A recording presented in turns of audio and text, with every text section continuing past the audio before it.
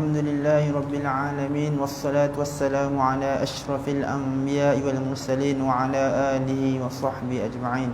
Rabbi shrah li sadri wa yassir li amri wahlul 'uqdatam min lisani yafqahu qawli. Allahumma rzuqna fahman nabiyyin wa hifdzal mursalin bi rahmatika ya arhamar rahimin. Walhamdulillahi Rabbil Alamin. Assalamualaikum warahmatullahi wabarakatuh. Alhamdulillah yang dimuliakan para tetamu Allah dan para pendengar sekalian, insya-Allah kita akan sambung bacaan hadis kita, iaitu akhlak yang mulia. An-Nabi Zar radhiyallahu anhu qala inna Rasulullah sallallahu alaihi wasallam qala lana in idza ghadiba ahadukum wa huwa qa'imun falyajlis fa in dhahaba anhu al-ghadab wa illa falyattaji'. Rawahu Abu Daud.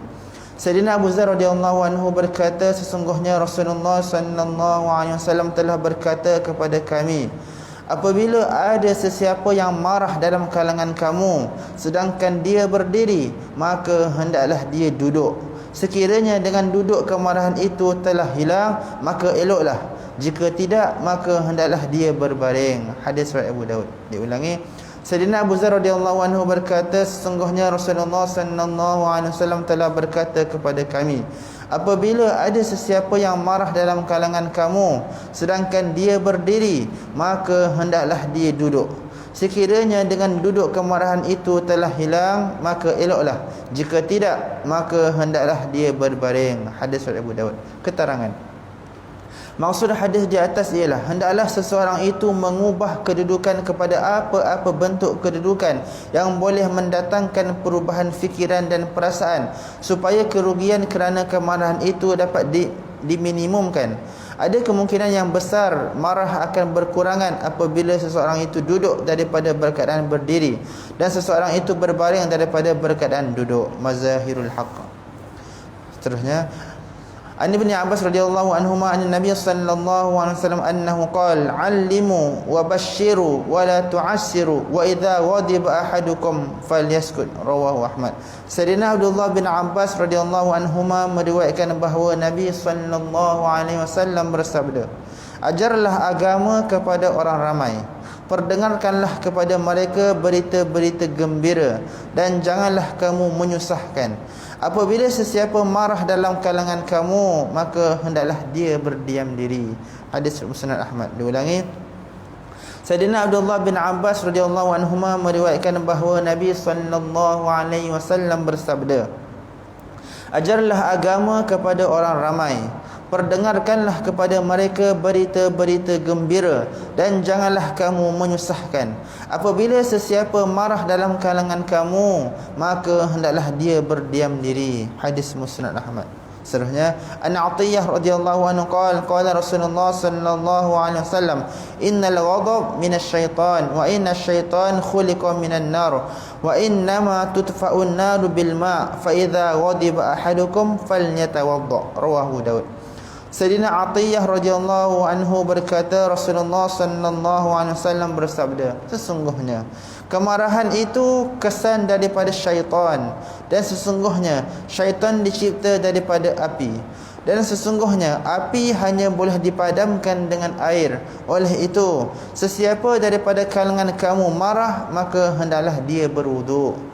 Hadis riwayat Abu Daud. Diulangi.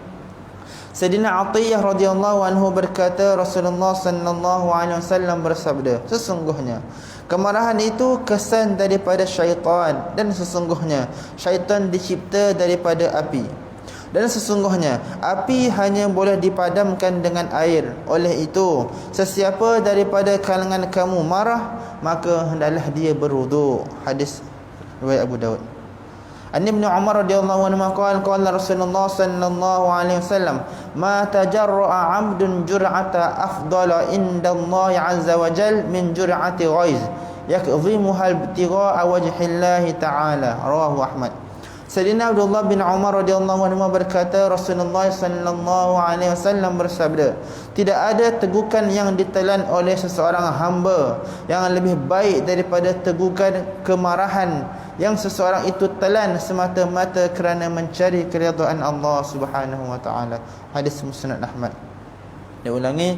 Sayyidina Abdullah bin Umar radhiyallahu anhuma berkata, Rasulullah sallallahu alaihi wasallam bersabda, tidak ada tegukan yang ditelan oleh seseorang hamba yang lebih baik daripada tegukan kemarahan yang seseorang itu telan semata-mata kerana mencari keridhaan Allah Subhanahu wa taala. Hadis Muslim Ahmad. Seterusnya, An Mu'adz radhiyallahu anhu anna Rasulullah sallallahu alaihi wasallam qala, man kadhama ghaidhan wa huwa qadirun ala an yunaffiza da'ahu Allah azza wa jalla yawm al-qiyamah ala ru'usil khalaiq hatta yukhayyirahu Allah min al-huril 'ain ma syaa. Rawahu Abu Dawud. Allahu akbar. Sayyidina Mu'adz radhiyallahu anhu meriwayatkan bahawa Rasulullah sallallahu alaihi wasallam bersabda, sesiapa yang menelan kemarahannya sedangkan dia mampu melepaskan kemarahannya itu, walaupun demikian dia tidak mengambil apa-apa tindakan terhadap orang yang dia marahkan itu, maka pada hari kiamat Allah Subhanahu wa taala akan memanggilnya di hadapan seluruh makhluk. Lalu Allah Subhanahu wa taala menyuruh dia memilih mana-mana bidadari syurga yang dia ingini. Allahu akbar. Hadis riwayat Abu Daud. Diulangi, Sayyidina Mu'adz radhiyallahu anhu meriwayatkan bahawa Rasulullah sallallahu alaihi wasallam bersabda, sesiapa yang menelan kemarahannya sedangkan dia mampu melepaskan kemarahannya itu, walaupun demikian dia tidak mengambil apa-apa tindakan terhadap orang yang dia marahkan itu, maka pada hari kiamat Allah Subhanahu wa taala akan memanggilnya di hadapan seluruh makhluk. Lalu Allah Subhanahu wa taala menyuruh dia memilih mana-mana bidadari syurga yang dia ingini. Hadis riwayat Abu Daud.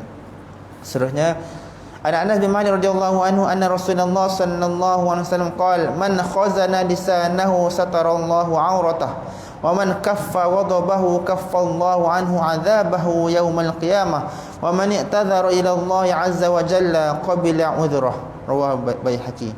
Sayyidina Anas bin Malik radhiyallahu anhu meriwayatkan bahawa sesungguhnya Rasulullah sallallahu alaihi wasallam bersabda, sesiapa yang memelihara lidahnya maka Allah Subhanahu wa taala akan menutup keaibannya.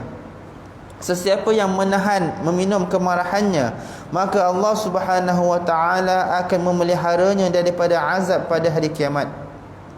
Dan sesiapa yang menyesal di atas dosanya lalu dia memohon ampun daripada Allah Subhanahu wa taala, maka Allah Subhanahu wa taala akan mengampunkannya. Hadis Baihaqi. Diulangi, Sayyidina Anas bin Malik radhiyallahu anhu meriwayatkan bahawa sesungguhnya Rasulullah sallallahu alaihi wasallam bersabda, sesiapa yang memelihara lidahnya maka Allah Subhanahu wa taala akan menutup keaibannya. Sesiapa yang menahan, yakni meminum kemarahannya, maka Allah Subhanahu wa taala akan memeliharanya daripada azab pada hari kiamat. Dan sesiapa yang menyesal di atas dosanya lalu dia memohon ampun daripada Allah Subhanahu wa taala, maka Allah Subhanahu wa taala akan mengampunkannya. Hadis Baihaqi. Hadis akhir insya-Allah. An Mu'adz radhiyallahu anhu qala Rasulullah sallallahu alaihi wasallam li ashajjil Abdul Qais, inna fika la khaslataini yuhibbuhumullah al-hilm wal anah. Rawahu Muslim.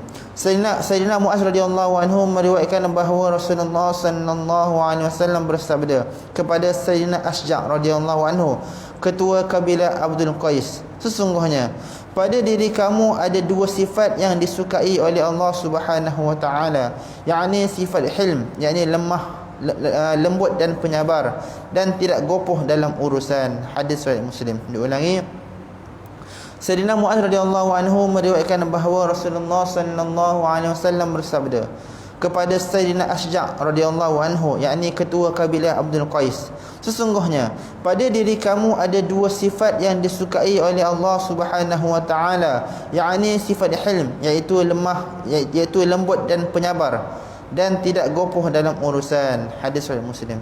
Insya-Allah pendengar dapat tamatkan dan sampaikan insya-Allah. Kita menjaga kita dengan tasbih kafarah dan suratul subhanakallahumma wa bihamdika asyhadu an la ilaha illa anta astaghfiruka wa atubu ilaik. Bismillahirrahmanirrahim. Wal 'asr innal insana lafi khusr illa alladhina amanu wa 'amilus solihati wa tawassaw bil haqqi wa tawassaw bil